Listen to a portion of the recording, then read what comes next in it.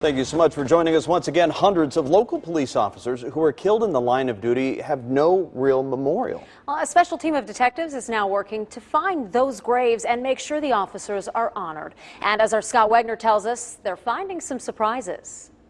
Good detective work sometimes means getting down into the weeds to solve a mystery. Trying to find that nub of information that makes everything all come together. For years, detectives such as former Cincinnati police officer Steve Kramer have been trying to track down all 204 area police officers who died in the line of duty. I personally have been looking at officers killed in the line of duty since 1987. That search led members of the Greater Cincinnati Police Museum here to the Vine Street Hill Cemetery, trying to find the grave of Cincinnati Sub-Patrolman Clifford Cornish. As is often the case with mysteries, surprises await at every turn. They discovered two other unmarked graves of the Tri-State's finest. The oldest belonging to Frederick Karsh, killed in 1880 at the barrel of a gun. Then he found that 75 yards away, John Schnucks was buried.